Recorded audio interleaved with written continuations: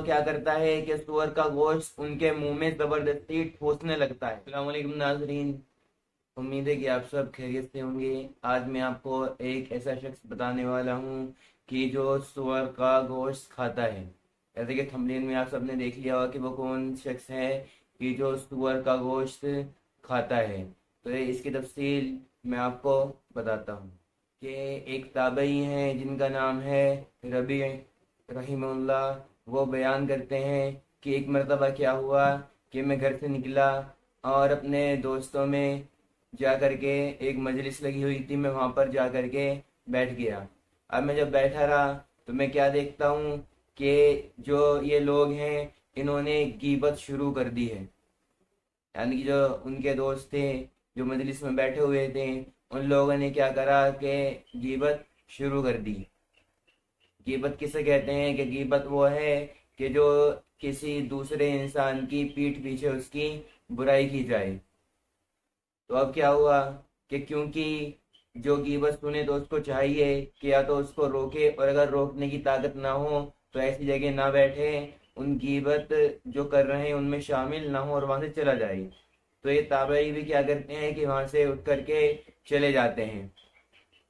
اب انہیں تھوڑی دیر بعد کیا خیال ہوتا ہے کہ اب انہوں نے غیبت کرنی بند کر دی ہوگی، اب میں واپس سے جا کر کے اس مجلس میں شامل ہو جاتا ہوں۔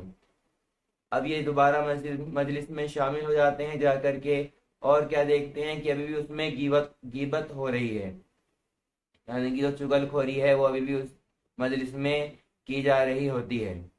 اب کیا ہوتا ہے کہ اب یہ بھی اس مجلس میں شامل ہو گئے ہوتے ہیں اور یہ بھی اس مجلس کا دھوکے میں پڑ جاتے ہیں، اور یہ اس مجلس میں بیٹھے رہتے ہیں۔ اس مرتبہ یہ اس مجلس سے نہیں اٹھتے، اور پھر دو جملے یہ بھی غیبت کے کہہ دیتے ہیں، ان کے زبان سے بھی دو جملے چگلی کے نکل جاتے ہیں۔ اب اس کے بعد کیا ہوتا ہے کہ اس کے بعد مجلس ختم ہوتی ہے اور یہ مجلس سے اٹھ کر کے چلے جاتے ہیں۔ اب جب یہ اپنے گھر کی طرف جاتے ہیں اور گھر میں جا کر کے یہ سو جاتے ہیں، تو پھر اس کے بعد کیا ہوتا ہے کہ خواب دیکھتے ہیں،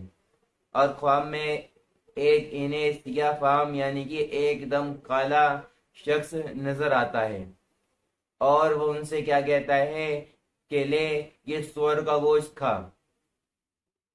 اور یہ جو یہ شخص ہوتے ہیں تابعی، یہ کہتے ہیں کہ مسلمان پر حلال نہیں، مسلمان پر حرام ہے سور کا گوشت کھانا، تو میں اس کو کیسے کھا سکتا ہوں، یعنی کہ میں اس کو ہرگز نہیں کھا سکتا۔ اب وہ شخص کیا کہتا ہے، جو سیاہ فام کالا شخص ہوتا ہے، کہ تجھے اس سور کے گوشت کو کھانا ہی پڑے گا۔ اب وہ منع کرتے ہیں، لیکن وہ کیا کرتا ہے کہ سور کا گوشت ان کے منہ میں زبردستی ٹھوسنے لگتا ہے، اور وہ منع کرتے رہتے ہیں لیکن وہ ان کے منہ میں ٹھوستا جاتا ہے، حتیٰ کہ یہاں تک کہ کیا ہوتا ہے کہ انہیں الٹی آنے لگتی ہے، لیکن پھر بھی وہ انہیں گوشت کھلانا بند نہیں کرتا، ان کے منہ میں سور کا گوشت وہ ٹھوستا ہی رہتا ہے۔ اب اس کے بعد کیا ہوتا ہے کہ اچانک ان کی آنکھ کھل جاتی ہے، وہ بیدار ہو جاتے ہیں۔ اب وہ جب بیدار ہو جاتے ہیں تو پھر وہ کچھ عرصے کے بعد یعنی کہ کچھ وقت کے بعد کھانے کی طرف جاتے ہیں، یعنی کہ کھانا کھاتے ہیں، اور جب وہ کھانا کھاتے ہیں تو پھر انہیں وہی جو خواب میں سور کا گوشت تھا وہی انہیں یاد آتا ہے، اور اس کا جو بدبودار ذائقہ تھا، بد ذائقہ تھا، وہ ان کو یاد آتا ہے، اور ان کو کھانے میں بھی وہی ذائقہ آتا ہے، یہاں تک کہ وہ جب بھی کھانے کی طرف جاتے انہیں وہی ذائقہ یاد آتا ہے، اور ویسا ہی ذائقہ جب وہ کھانا کھاتے ہیں تو انہیں آنے لگتا ہے۔ اب اس کے بعد کیا کہ یہی ذائقہ انہیں تقریباً وہ کہتے ہیں کہ 30 دنوں تک، تقریباً 1 مہینے تک ان کے ساتھ یہی سلوک ہوتا رہا، یعنی کہ انہیں جب بھی وہ کھانے کی طرف جاتے تو وہ جب بھی کھانا کھاتے تو انہیں سور کا جو گوشت کا خواب میں کھلایا گیا تھا اسی کا ذائقہ آتا۔ تو یہ ہے، وہ کہتے ہیں کہ اللہ نے مجھے 2 جملے کی سزا یہ دی کہ 1 مہینے تک میرے ساتھ یہ ہوتا رہا کہ مجھے بدبودار ذائقہ اس سور کے گوشت کا مجھے کھانے میں آتا رہا۔ اور دوسری طرف یہ بھی کہا جاتا ہے ایک اور روایت میں کہ جو شخص چگلی کرتا ہے کہ ایسا ہے کہ اس نے اپنے مرے ہوئے بھائی کا گوشت کھایا، اور اس سے ان کے ساتھ کیا ہوتا ہے کہ انہیں سور کا گوشت کھلایا جاتا ہے قوم میں، اور پھر اس کا ذائقہ انہیں اپنی حالی زندگی میں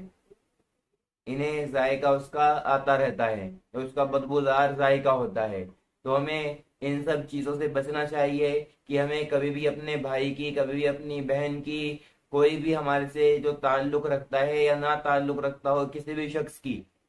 ہمیں کبھی بھی اس کی پیٹھ پیچھے برائی نہیں کرنی چاہیے،